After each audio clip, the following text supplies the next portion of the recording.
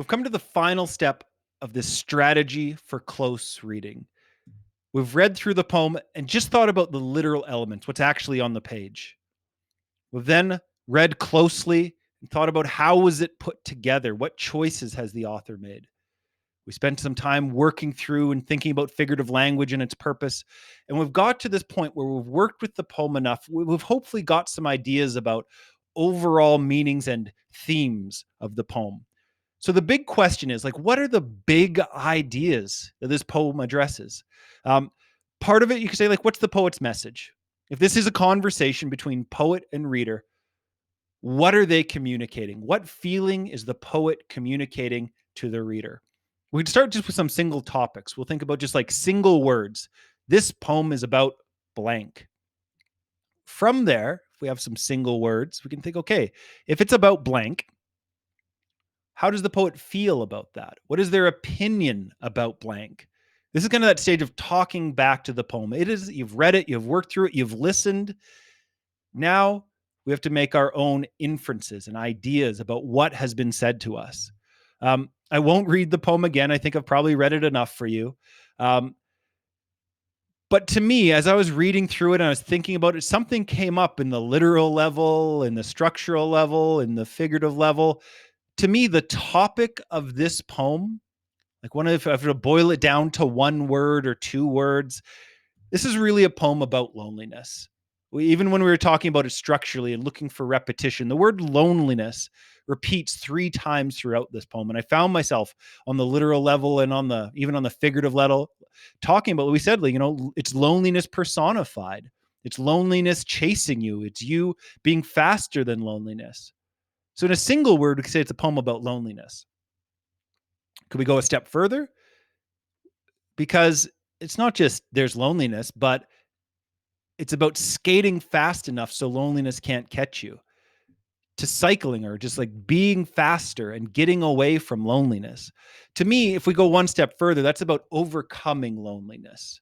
Whether it's the boy, the cyclist, the person, like the reader in the last few lines, it's a feeling of overcoming loneliness.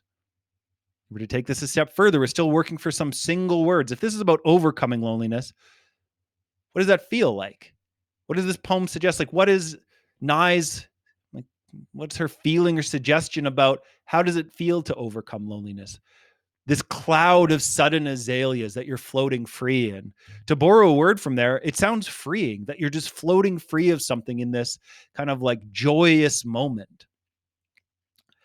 If we can take it one step further, I think there's also some strength, especially when she talks about the flowers in the last 2 lines, that these azaleas, their petals, they don't feel low, no matter how slowly they fell. Like, no matter what they face at this point, no matter how slowly they fell, the flowers falling might be again, the challenges you face, obstacles, that this person is now, like the flowers, strong enough to continue to face maybe this feeling or to forget about it even. If these are some single topic words, we can start to try to turn this into a sentence, like a full theme. We could start that by saying the poet believes that. This will do 2 things. It'll help us make a complete sentence, and it'll help us really work some of these ideas together. So what is the poet's belief about overcoming loneliness? I could say one thing. We could say the poet believes it would feel good to overcome loneliness. I think that's a start. It's a complete sentence. It uses some of those topic words, talks about loneliness, which is obviously important to the poem. But I think it could use some work. Just to say it feels good, I don't think she'd disagree with that, but I don't think it's the ultimate message of this poem. And so really, like, good. How can we improve that? Not just that it feels good, but maybe that it could be freeing. Again, coming back to this cloud of sudden azaleas moment of the poem, that there's that sense of freedom in those moments. So the poet believes that overcoming loneliness could be freeing. Could we take that a step further? What about the poet believes that the triumphant feeling after overcoming loneliness could bring a sense of freedom and an inner strength.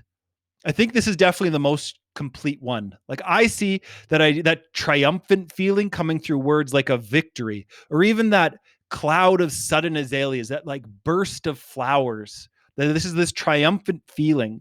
Um, Definitely the sense of freedom. We could connect back and say, I get that from the floating freely, the sense of strength coming from these, like the flowers never feeling lonely, no matter what's going on for them, that we can now tie some of these themes, some of these big ideas back to the figurative language we saw, back to some of the structural elements, that we've gone through the work of close reading this poem to come up with this overall idea about loneliness. And we can go back and support it with some of the details from the poem.